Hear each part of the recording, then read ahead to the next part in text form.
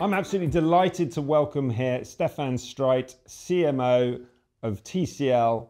And Stefan, welcome to Predictions 2025 and beyond. Thank you. Pleasure to be here. Wonderful to have you here. It's fair to say quite a lot has changed since you were last with us at Predictions. I think that was 5 years or so ago. And in that time, I mean, we've seen TCL really go from strength to strength, a really big global brand now, huge presence across a number of consumer electronics categories. And in the process of that, really providing some really interesting and differentiated technologies and experiences. So perhaps that's probably the best place to start. We'll jump in there. TCL's a big leader when it comes to screen technology. And I know a lot that we've seen from TCL has been focused on next paper displays and what you're doing in that space. So perhaps you could just talk us through that journey a little bit and how you're really using next paper to define and differentiate the portfolio. Yeah, definitely. So, TCL is globally actually really a display expert. So we are globally the number 2 when it comes to all kind of display sizes, from TV to tablet to mobile manufacturer in the world. So we have an enormous expertise when it comes about technology, but also manufacturing when it comes about display and screen technology in general. By the way, we also use that technology for solar panel manufacturing. That's a good night. So, which we also globally number 2, because it's also a lot of glass. It's different silicons and crystals in there. But now coming back to the display technology. So we do all these, latest and greatest high-end technology when it comes about TV screens with mini LED technology. But coming to next paper, this whole thing started actually during the pandemic, global pandemic.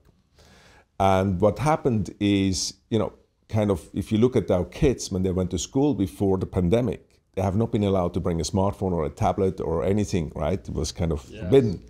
But then during the pandemic, suddenly the kids and all our lives moved in front of a screen. So we spent much more time in front of a digital screen. And at TCL, we thought like, hey, that's quite a change. And somehow, what can we help, so to say, everybody, but especially the young generation and the kids, to have a more healthier screen that protects our eyes a bit better? Because we knew, of course, there's some of the harmful blue light coming out. So we had some really deep dive R&D projects to see like, what can we do as an expert to reduce, so to say, the harmful blue light and make the screen, so to say, more comfortable for the human eye and optimize it for the human eye. That's really interesting, because when I was obviously preparing for this interview and thinking about what TCL is doing and how you're positioning yourselves, and particularly around your marketing communications, I noticed the key phrase, humanizing technology. And that very much seems to dovetail with what you're saying there about the screen technology with next paper and how that fits in to what you're offering. Yeah, definitely. So this is, we can do all of it, right? So we can do like the latest and the super duper quality for the best screen technology. But what we realize as well is we need to make sure that there is a well-being of the user at the end of the day. And therefore, we call this part the humanizing of the technology. So what kind of display technology we can use, which is more optimized for the human eyes, when you use this for more than 6 hours a day. And that's where next paper comes in. So if you look a little bit on what the screen looks like, it's actually, it is an anti-glare, no reflection display, and it's a very kind of, paper-like feeling. Yeah. So, you have all the colors and everything, but with this screen technology, it's not just software, but also hardware. We filter out more than 60% of the harmful blue light. You cannot filter out all of it, because otherwise you don't have blue. But that actually helps that, you have less of the eye strain. And we know that 2/3 of the users complaining about some kind of eye strain and fatigue, but they don't know where it comes from. So that's where next paper display technology really comes in. And we see a couple of really interesting cases. So there is a person in the UK, Rosie is a digital blogger. She has a bit of a special case, which we didn't know. So she's very sensitive to the blue light, and she gets heavy migraines out of it. So she couldn't really use, so this is a digital screens. And I think you gave her a phone, right? And she tried it. Yeah. And now you know, her feedback is like, wow, you know, this really helps me. I can start to use again the digital screens, and I can do my work better, right? And also we use this with our partners. For example, we do with the London Literature Festival, which obviously, you know, this screen is much, much better for reading. Yeah. Or with our partnership with Motherwell in Scotland, with the football club, which is a very community-based approach. And then also with Brock Whiston, who just is a Paralympics and won just a gold and silver medal. Yes. She uses this, this product or this screen technology really for the downtime to focus on this again. When she takes some time for reading, so to say, you know, to focus, to concentrate.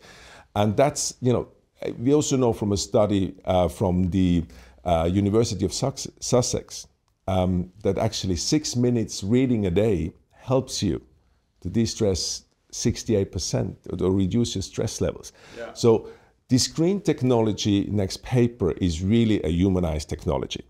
And you know, the issue today is a little bit, we need to educate more consumers that actually this is a very helpful technology for you. And it's obviously difficult for those watching to really grasp what you're saying there, because when you showed that to me then, you know, we're in a studio here, bright lights, you can't see any of the reflection on there. It is quite remarkable in terms of the reduction of that glare. So one question then, in addition to that, I think we're seeing a lot of discussion at the moment around some of what you're reflecting on, around this theme of, you know, really trying to limit that excessive use of mobile technology and consumer technology and screen time more widely. And I noticed recently, mobile operator EE here in the UK has been talking about the fact that, you know, parents should perhaps consider a feature phone in order to reduce the amount of time that children are spending on phones. And indeed, we've got a prediction that we'd like to see operators, network operators, introduce family plans specifically around this theme. So how is TCL thinking about that? So before I get to the feature phone, like, you know, there is a very, very cool feature on our Next Paper phone as well, which is called a Next Paper key, which is here on the side. Yeah. So you see now what happens is I have a full color screen. If I turn on this key, actually the screen turns into kind of an e-ink reader. It's not e-ink, but it's e-ink-like. So you see, you get a much more calm experience, which is perfect for reading. Yes. And there's different modes we can do. So this one, of course, is the most healthy mode if you spend a lot of time for reading, specifically if you go to bed before. We also have a mode here, which is quite interesting, which is called the e-ink max mode. So if you turn that on, you kind of go into a detox mode. Okay. Which means like you turn off everything in the back of the phone except calls and SMS. And you can select up to 3-4 other apps, which you still get notifications. Yes. But when you really want to get focusing on reading and not be disturbed from all the notification coming, then you turn this on and you can go. You really focus on the reading part. So that experience that you mentioned there, I've not seen that before. So how do you actually market that? Yeah, good question. So again, you know, it's about education of the consumers. And we call this actually very simple, switch on to switch off. Because really this is like when you want to take time to focus and take time off from the digital distress you might have at some days. But it's also the nice side effect of that. Obviously the battery consumption is reduced a lot. So through that mode, we can increase, so to say, the standby time of the phone to up to 26 days. Or you can read non-stop for 7 days. That's kind of bringing us back to the feature phone times, right? So you can also use it as a pretty strong battery saving. And we also have, as TCL, we also have feature phones. We are one of the leaders globally. You know, we still have these flip phones, etc. And yeah, this is, you know, we see actually a trend going back also for the young generation. They use this a bit if they feel too much, you know, attention goes to the smartphone environment. And also we see that the market starts again to you know, bounce back a little bit for feature phones, typically for the case where parents they don't want to give their kids as a first phone directly a smartphone, which suddenly, the whole world is there in a smartphone. With a feature phone, it's kind of a bit of a step in. So from TCL side, I think we have a number of products which can support whatever the consumer's preference is or the parent's preference is, how they want to bring it. And also we see a lot of parents actually choosing now the next paper display technology from smartphones because they know it's very difficult to get the kids away from the smartphones, but at least they can do something which is more healthy for their eyes. I can definitely empathise with that. Yes, I need more feature phones in our house. Whether I can convince the children is another matter. Yeah.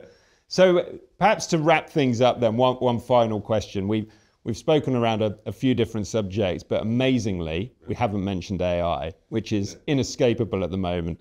Perhaps you could just share your thoughts on what's the role of AI within the TCL portfolio and how are you thinking about communicating the benefits of that? So we use a lot of AI technology in general, but there's two parts of it. One is to more or less enhance the features or the user experience. So for example, in the camera system, there's a lot of AI technology built in to detect, so there's the scenes to make it easier for the consumer to take the best shot in any given circumstances. That the camera realizes, okay, it's dark light or it's light against it, to just do these settings.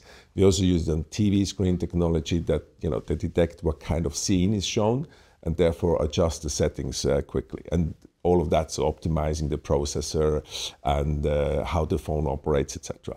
There is AI technology built in. But then when we look at the other part of the AI technology where the user actually uses it, and of course there's a big hype around it. We see more and more smartphones using it. Also on our next paper 50 devices series now, we are delivering AI. It's the first phone that is coming with AI technology.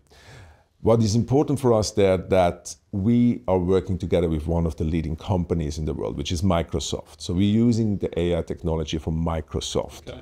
We don't want to do this ourselves. Okay? There's too much debates, who is doing it right, who's not doing it, what is the right regulations to put in. And we believe it's better to work together with a partner who is really an expert in this industry and helps us to bring their technology, so to say, and integrate it in our phones. That's a bit our approach, and of course it's also a nice brand partnership with TCL and Microsoft works together there. That's how we want to bring AI to the market.